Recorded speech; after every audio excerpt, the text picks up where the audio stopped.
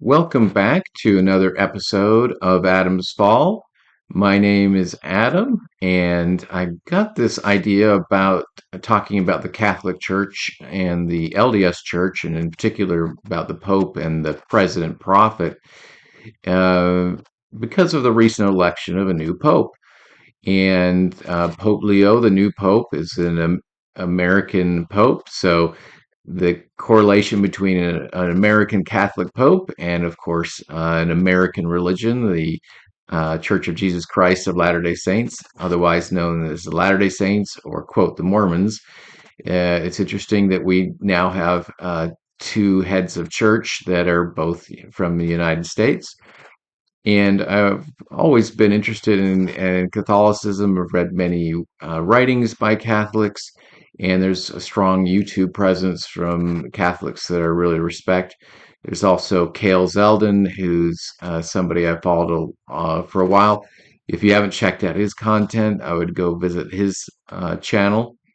And so, because of the election of the new pope, I thought it may be interesting to learn about the connection between Catholics and Mormons, particularly at the start of the church, a little bit, a little cute anecdote, and then maybe a little comparison about what are the similarities and differences between the Catholic pope and the LDS leader, which is known as the prophet or president. So, I thought maybe let's start by diving a little bit into an interesting episode in LDS history. Probably most Latter-day Saints don't know about this. I didn't, and I'm sure most Catholics have not heard of this, as of course they're a giant religion, and the stuff having to do with the Latter-day Saints is probably a minor blip on their radar, but um, I like this article. It's called Catholics in Nauvoo. Now, for those of you who don't know, Nauvoo was a Mormon settlement in Illinois in the 1840s, and it was actually the biggest city in Illinois, surpassing Chicago for a short period until the Latter-day Saints were forced to leave because of persecution. And so this article, entitled Joseph Smith and Catholicism, A Perspective on Ritual Dialogue and Divergence, very interesting article, written by Paul Cardle. I don't think he's actually at Liberty University. I think he attended Liberty University, but I like his commentary about this episode between Catholics and Mormons. Of course, some people think that Joseph Smith was anti-Catholic. He certainly had some criticisms, and certainly he was anti-creedal, and he thought that the Catholic Church had gone astray in certain elements, but he was not anti-Catholic, as we'll see. So I'll just read a little bit of this introduction. Joseph Smith, the founding prophet of the Church of Jesus Christ of Latter-day Saints, lived during a period of immense religious ferment in 19th century America. Amid the rise of new movements, including Mormonism, Catholicism was becoming increasingly visible due to waves of European immigration. While Smith's theology and ecclesiology sharply diverged from Catholic doctrine, historical evidence reveals that he engaged with Catholicism in ways that were respectful, adaptive, and at times influenced by its rituals and symbols. So it's very interesting that he had a kind of a complex relationship with Catholicism. There's certainly many things in the Latter-day Saint hierarchy that resemble Catholicism in many ways.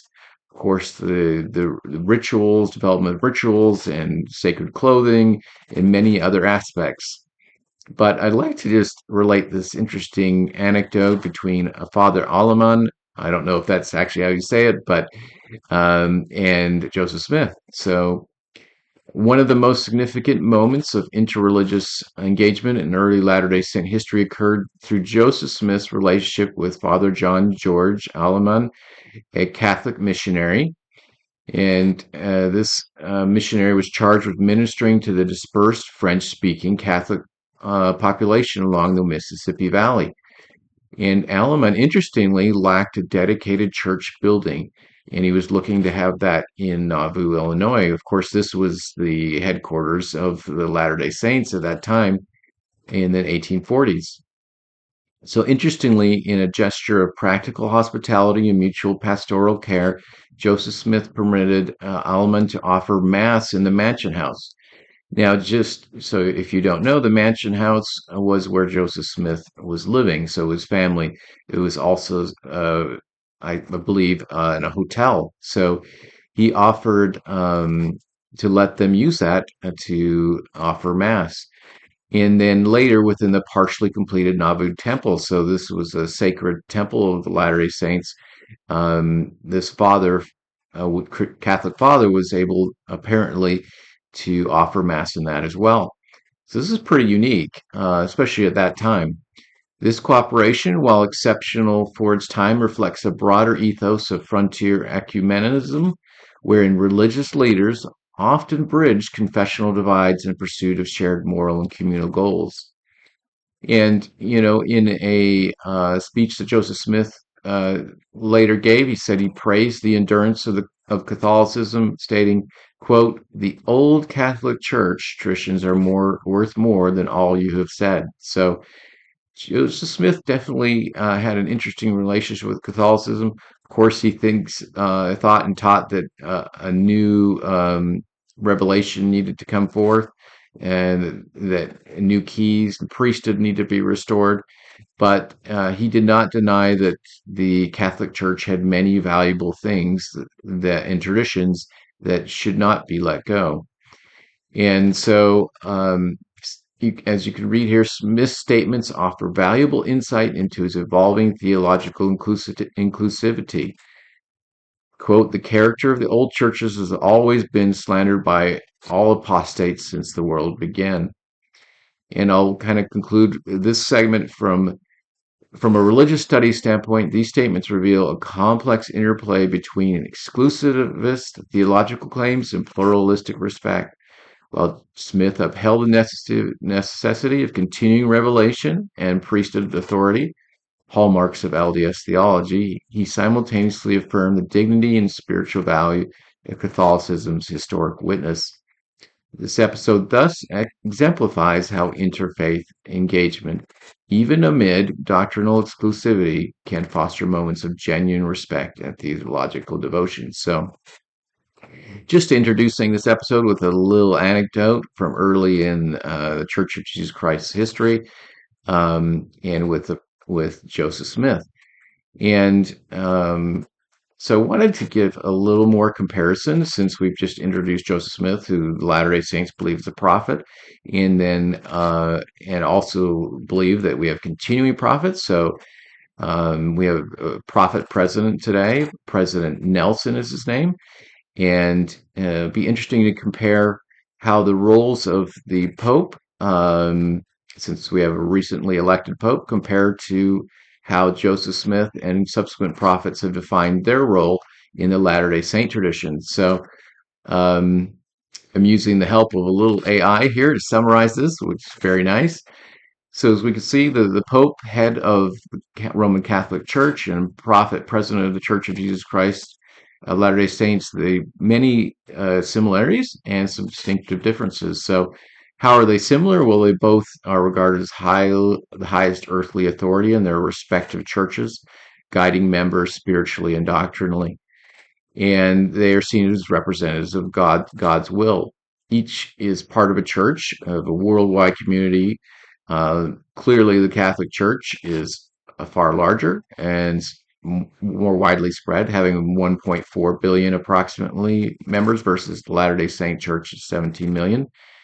But both are spread widely throughout the globe, and both have succession practices. The Pope is elected by cardinals, of course, so that's what we recently watched happen, and that is done by election after death or resignation, whereas the LDS faith is organized with prophet and with apostles.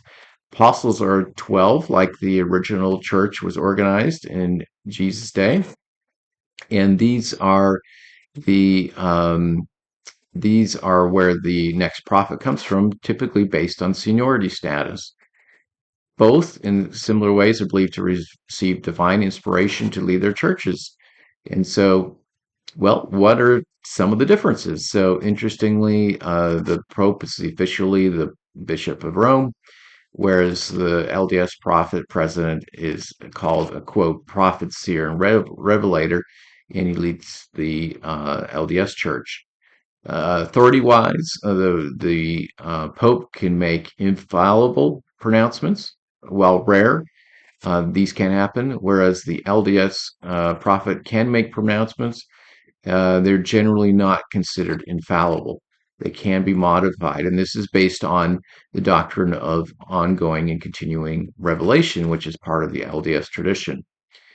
Like we mentioned before, the Pope is selected through the College of Cardinals, and so there's an electoral system. Um, and whereas the LDS next president is chosen based on simply they're the senior apostle, the one that was next in line.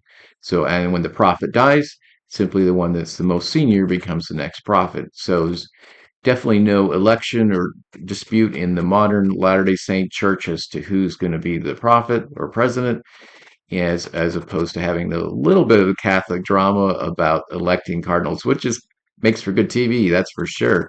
So the LDS version is definitely less dramatic. Now, of course, the Pope is claiming authority from apostolic succession, tracing back to St. Peter. Interesting, when I went to the Vatican, of course, they list all the popes. I think there's some controversy as to whether they know all the original popes, but it is reported to be traced back to St. Peter, who's believed to be the first pope, whereas the LDS president is getting authority from a restored priesthood, which was given back in the 19th century. Revelation, the Pope is the emphasis on tradition, scripture, and magisterium, whereas new revelations are kind of rare. Whereas the LDS President-Prophet is more seen as somebody who can provide ongoing revelation, and this is more central, although new revelations are, somewhat rare as well. At least revelations that totally change the course of the church. Um, so I'd say both are rare, but the Pope's pronouncements may be, in terms of infallible new direction, probably more rare. Now, duration of office, the Pope is until death or until resignation, whereas the LDS prophet serves for life with no no provision for resignation. In terms of teachings, of course, the Pope is focused on the traditional Christian teachings, morality, social issues, things that have built up over 2,000 years, whereas the LDS tradition, of course, has its own tradition of that addresses the broader Christian tradition, scriptures such as the Old and New Testament and LDS scriptures. So there's an expanded amount of scripture that can be discussed. And then both are lead a hierarchy. Of course, in the Catholic Church, there are cardinals, or bishops, priests. Celibacy is required, whereas the President-Prophet leads, and this is definitely different. We definitely a strong hierarchy, but there's a lot of it is lay-led church, with men holding priesthood offices. The LDS Church has a hierarchy of President-Prophet, 12 apostles, and 70s. Now, 70s this is modeled after the New Testament, how Jesus put groups together. And both focus in ecumenical roles. It was kind of interesting that President Nelson, I think, was the first President-Prophet of the Latter-day Saint to meet a Pope, Pope Francis. And I think they had, not how deep a relationship, but they had a cordial relationship in terms of their meetings. So just a little summary on the interesting anecdote of the prophet Joseph Smith meeting with a father back in the 1840s in Illinois and helping facilitate Mass for Catholics, and also how the hierarchy in the Pope and the President-Prophet, the Latter-day Saint, differ. So I look forward to any of your comments. Please provide them. Please subscribe if you haven't already done so, and have a very nice rest of your day.